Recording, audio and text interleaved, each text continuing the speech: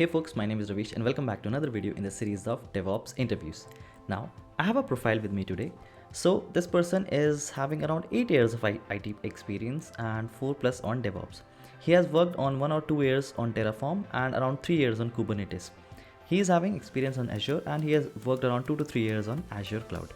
Alright, so the interview I started is around the interview is around 30 to 35 minutes of time that I gave on this interview, and the person has worked on basically a Java based project, Maven, static code analysis, Ansible, Linux scripts. This is what he has done. Later, the very interesting thing about this interview is I asked him to how to Dockerize an application. So I did not ask him to write exactly the word to word exact Docker file for that. I shared my screen. I took out a pen, I took out a notepad, and after that I started typing whatever he was telling so that I can match these steps. And in the meantime, he was if he was getting some errors, I was helping him in that. And after that, I took interview on Kubernetes architecture, and this was also interesting because I shared my screen. I took out my e-pen and I shared my screen and I started drawing whatever I was asking: the Kubernetes master node, the kubelet, the kube proxy, the scheduler, the etcd, how they talk to each other, how two pods talk to each other, how two agents talk to each other, how master node talks to the other environment. Alright, so this was today's interview. So before diving further into this video, I would like to request that kindly subscribe the channel because it really motivates me to create more content like this. So without further ado, let's get started.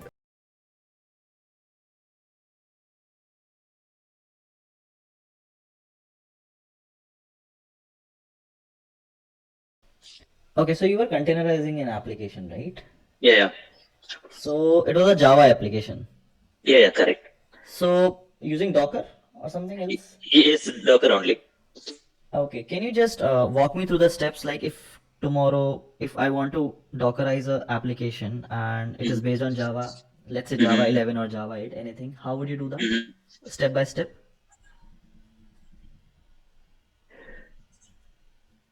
It means it means pipeline you want to say? No, just Dockerizing the application. Just how would you write the Docker file, or is there any other way to Dockerize it? How would you do that? How would you Dockerize Yeah. basically a Java application? Yeah, we can actually we need to create some file, okay, Docker file. Okay, there we are giving the fields like which image we are using, which application you want to deploy. This under we are, if you want to set the environment variables, we are setting into that. Then we are building that Docker file into the image actually. So like step by step, can you just walk me through that? Is that possible? What I'll do is I'll just share my screen Mm-hmm. and let me know once you can see it. Okay, so this is my application. Sorry, Mm-hmm. this is the file. Now, what would be the first step that I'll do over here? Yeah, first step we need to do is from for which base image you are using. For example, you can is it possible to give control? I will do it. I'll type it. You just tell me. Yeah. You can give from. You can give the Ubuntu. Then we need to give the tag, which tag you are using. For example, if any version, or else if you are using latest, you can need to give the latest version. Okay. Then you can use the if you want to set any environment variables, just use the env. Then you can give if you want to set any Java home path, or if any Catalina dot home path, you need to set just Java underscore home to give the caps. Yeah, that Okay. is we are giving. Then under that you need to give, if you want to pass any arguments here, and then you are passing it. And then if you want to set any labels, then you can set the labels. And then if you want to create any files, then you can use the run command. Then you can use the mkdir. Then you can create the Java home, or Catalina home. Or if you want to if you want to create any not tar extract any tar files, you can use the run, then tar xvjdf, then you can use it. Then One you can second. use Sorry. What is the role of this run command? if you want to run any command, actually same like in bash, you can use that command actually run So, using mkdir so or basically it runs any command, right? yeah, correct. Okay. And what does this env do? You need to set the environment variable in container. Okay, set the environment variables. Okay. Yeah, then you need to use the copy command if you want to copy any files from the local to this one Catalina home folder. Then you can use the copy. Then file name. Then you are giving that where that path is located. Then you can, if you want to expose any port number for container level, then you can use the expose command. Then you can expose 8080 something. 8080 you can put it just like example. Yeah, expose. No. Expose that beside only, not another line. No, I'm just writing the meaning. So it Expose the port exposes number. specified port Yeah. number, right? Yes, help. Yeah. Okay. Uh, And Then finally, you can run the CMD. Okay, which particular service you want to run, you can use that one actually. For example, Catalan.sh you want to run, you can put that CMD under CMD. You can put it in Catalan.sh. Then you can run. okay, so this CMD can we override this? Is it possible? Sorry. Can we override whatever we write in CMD? Is this possible?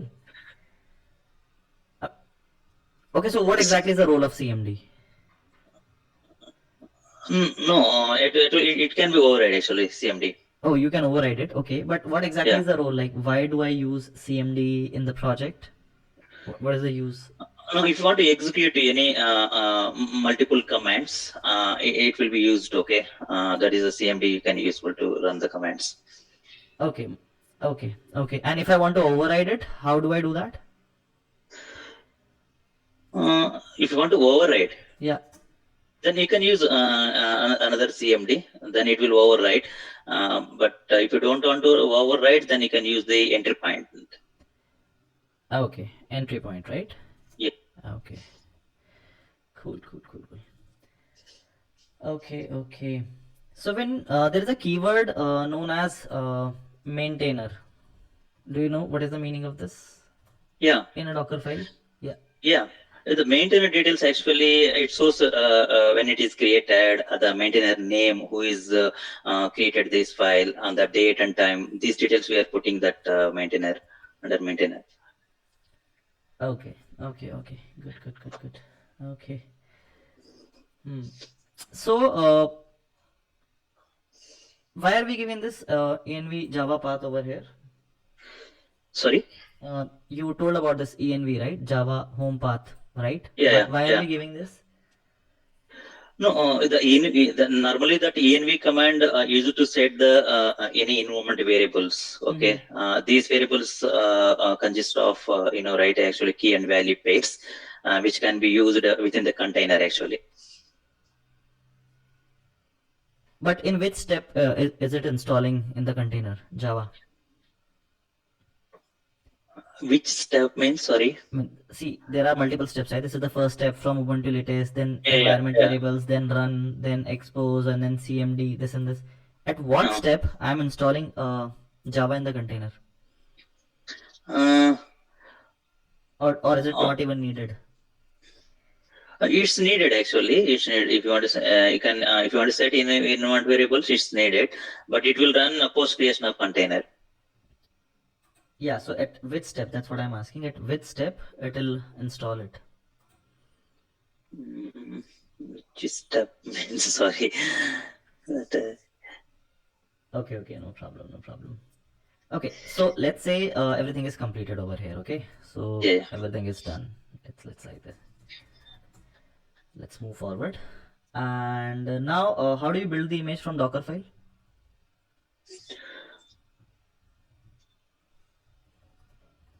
Dockerfile. Yeah, you can use the Docker build command. And then Docker so build. What I'll write? Docker. What I'll write? Docker space build. Then you need to if the file is in same directory, then you can give that dot. It will take by default. If you want to specify, you can specify the that file name. After that, you can, if you want to give the tag name, for example, Docker build then -d. minus Docker build. First Yeah, Docker build, okay. yeah. Docker build. Yeah, no, the space it will be there. Docker Okay. space build. Yeah, then minus T. Then you need to give that image name. We already given, right? Ubuntu says latest, right? Same like here. You need to give the image name. Yeah, yeah. And then we need to give the tag. For example, latest, or if you want to give any versions, you Okay. can give it. So there are two Docker build over here. One is here and one is here. So is that correct statement or correct? Yeah, both are same only, but the second command we are giving additional the tag details we are giving, but the first command just it will build, it will take by default the latest image name. Okay. So there is something known as -f. So what is the meaning of this -f? It will it's a flag actually. It's a flag. Then Okay. we are giving this that file path where the file is located. Just we are giving. For example, if it is there in slash etc or somewhere or some temp folder or something, then you are giving that path name. Okay. So sometimes we write -f, sometimes we do not write it. So like why does that happen? Um,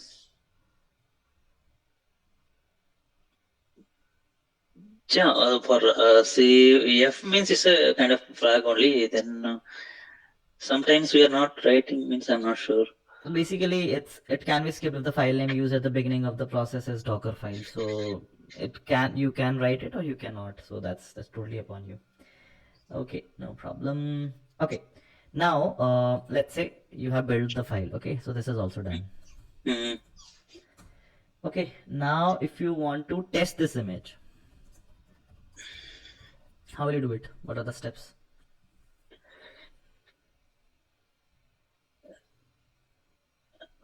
Then you can use the if you want to test. I'll make it easier for you. I'll make it easier for you. Okay. Uh, uh, So there is some app.java file. mm-hmm, mm-hmm, Okay. Uh, in this image. Okay. okay. Mm-hmm. So this is just a hint. So if there is this file, can we do Mm-hmm. something so that this app.java gets called and the application runs, or is there any other way to No, if the app.java file is there, if you want to run you want to build that file, am I right? so like I just want to test my image. So what is the actual process of testing the image, whether it's running fine or not? How will you do that? Actually, you can enter into that container. You Mm-hmm. can check whether the file is located or not. Which file, which path you are giving that file. You can use the Docker exec command. Docker exec. Docker exec minus it to interactive mode. You are entering into that. Then you are giving that that Docker container name. Then you are giving slash bin slash bash actually. Then you will enter into that container. Then you can check whether that Java application is running fine or not. You can check the ps minus cf. Then you can grep the that Java whether that Java process is running or not. You can check. Okay. So just we started for Kubernetes. Is it okay if I ask like few questions more on that? I mean, you Yeah, have fine, okay. yeah, fine, Sure, fine. sure. No worries. You can go ahead. Okay. So, just wanted to understand, like, how does this Kubernetes work? Mm, Why do we yeah, why do we actually. need it basically? Kubernetes actually it's an open source container Mm-hmm. orchestration system. Actually, Mm-hmm. if you want to manage one or more containers, then we are using easy way to we can use the container orchestration system. Actually, it's a kind of platform. If you want to automating the deployments, you can do it, and if you want to scale up and scale down the pods, you can use it, and you can use operations like application containers actually across the clusters. Um, And also, if you want to spin up and spin down pods, you can do it, and you can fastly you can do it. Instead of creating the separate virtual machines, you can create pods. You can easily here. And also it will work like client server architecture like that actually. And this no, server components like controller manager, it will be there. And if you are using any cloud services, for example EKS or AKS, it has some their cloud controller manager, it will be there. And there is scheduler one component will be there. And API normally API server will be there. That is contains in the master node. But in the nodes components, like it has kubelet, we are using kubelet we are interacting with that master components, then we are using the kubelet. And kube it will be there, and cloud provider it will be there. This kind of components it will be there in that Kubernetes. Okay, okay, okay, okay. I'll share my screen again. Okay. Let me know once you can see it. Yeah, it's loading. Wait a minute. Yeah, I can able to see now. Okay. So basically, this would be my last question, but on the basis of this, we might have a few questions. Okay. So I'm looking for something for Kubernetes architecture. Okay. So you just let me know, and I'll start the drawing part. So I'll start from the very basic thing. What we have is we have a person over here. Okay. So he can be your DevOps, or he can be your developer. Okay. Now he accesses the Kubernetes. Okay. So can you tell me the components that we have in Kubernetes? Developer want to access Kubernetes. Yeah, I mean, let's consider this as Yeah, you. yeah, it's a local system. We want to set up the new cluster. You want to access. That's Yeah, it, yeah. right? Yeah, you Yeah, have to set up everything from the scratch. yeah. Actually, first, what you need to do, you need to install the kubectl. Okay, it's a kind of a binary file Yeah. where we are interacting with the Kubernetes cluster actually. Once we install that kubelet for Windows, then we need to set the environment variable for that. Then you can go to the system advanced settings. Then you can set that path where that kubectl is located. Once that has been completed, then you can use the in my part actually Azure CLI, there is Azure CLI. That component needs to be installed on a local machine. Once that has been completed, then you can use the AG login command.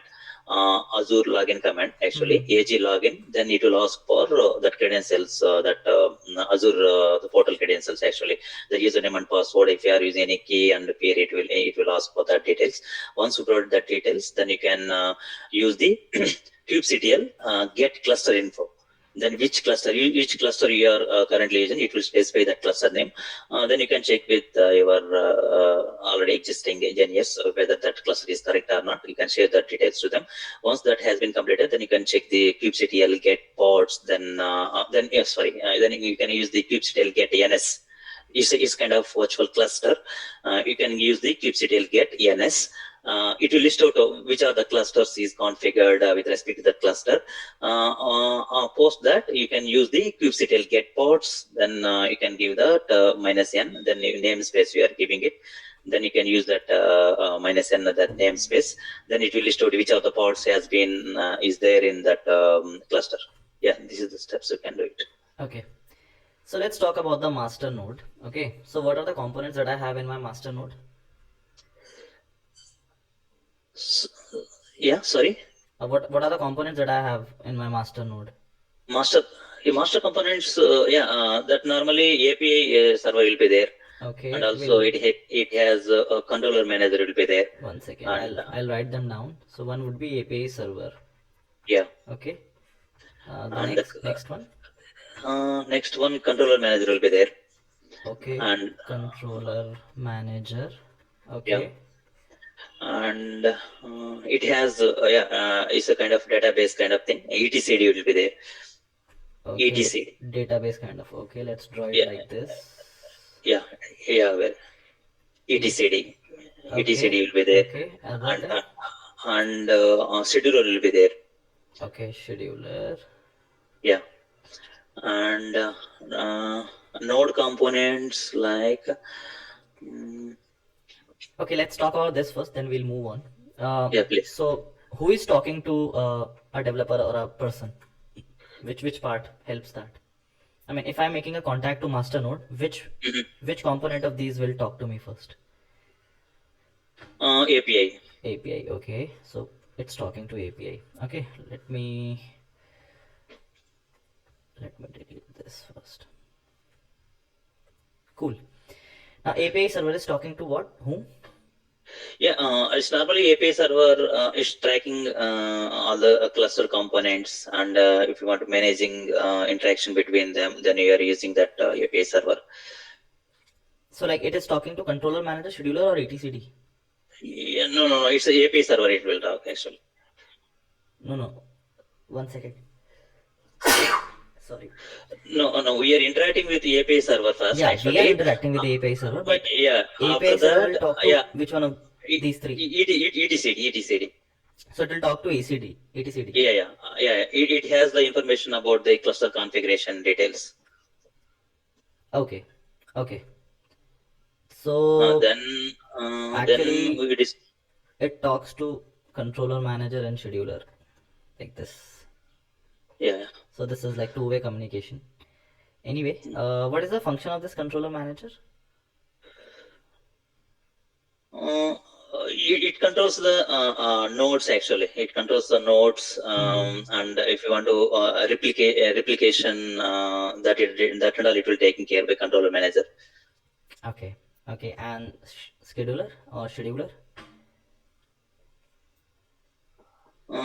Normally scheduler normally it schedules the across the nodes actually. If scheduling the running the pods and all, it taken care by scheduler only. It distribute the loads extra across the available worker nodes equally. Okay. Okay. And what is the etcd? ETCD, I told right, it contains the key value details actually. It has the cluster configuration details. Okay. Now let's say you already had a master node. We have a new agent or a slave node or Yeah, a Kubernetes yes. node. Okay. Yeah, no, So I'll yeah, node just component. Yeah, call it just agent or pod or something like that. yeah, Okay. node. Yeah. Well, Now, what are the components that I have in this? mm, that components I already told, right? Kubelet will be there. Yes, kubelet. Perfect. Yeah. And That and also run this one container runtime engine actually. If you're using Docker, it has the details. Runtime engine will be there. okay, container runtime and Yeah, and kubeproxy. perfect. Kubeproxy Then and mm, proxy, and also we have one more component actually, but in on-premises cluster it will be not there. Actually, there is a control this cloud provider also it will be there, I think. For example, if you are using AKS or EKS, it will be a control cloud provider API also it will be there. basically when you have a node, you create pods inside it. So there would be pods over here. So it could be pod 1 Mm-hmm. or pod 2 Okay. and so on and so forth. Pod Mm-hmm. n. Okay. So this Mm-hmm. is something like that. Okay. And when this master node wants to talks to this node, how will they do it? I mean, what is the component that will help talking to this node? Master component, sorry. So we have this, right? This is master node. This is Mm-hmm. your Kubernetes node or a slave node. Yeah. Yes. When this master node will talk to this node, what component of out of these will talk to this? It normally that kubelet it will be interactive with that master actually Okay, component. but which part? I mean, which of these components?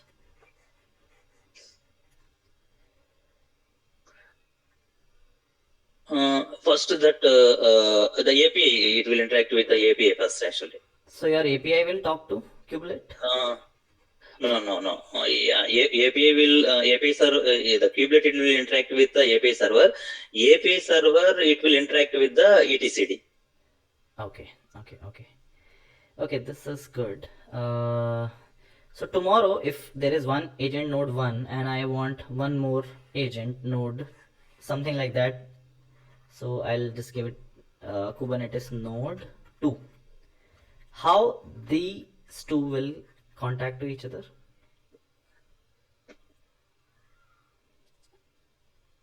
If you want to interact with pod 1 to pod 2. No, no, pod is inside, pod 1 is pod 2 is fine. I mean, they are in one node. So I have one Uh-huh. more node in that I might have multiple ports. So Mhm. I want these two to contact each other. So how will they contact? Mm, Any idea? yeah, it will.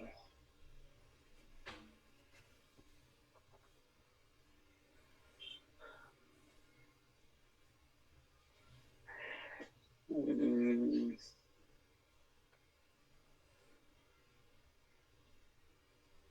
No problem. There's something known as, have you heard about Flannel? It's basically a Flannel. plugin network. Uh-huh. So yeah, this is the way they can I contact each didn't get other. a chance to Yeah, no do that, problem. Nandal. Sorry. Flannel, ViewNet, etc. I mean, there are multiple things that makes it talk to each. VNet. ViewNet, VNet. Weave, Oh, Weave, VNet. Okay. ViewNet. Oh, okay, okay, okay. Okay. Uh-huh. Yeah. So if you'll Google, you'll find out more on this ViewNet and Flannel. So what they basically do. Okay, okay. Okay, Flannel. so this is fine. Flannel and VNet. Flannel and VNet. ViewNet. Okay. So basically network Okay. containers across the environments. Okay. Mhm. Yeah. Yeah. Yeah, I think this is Uh, good.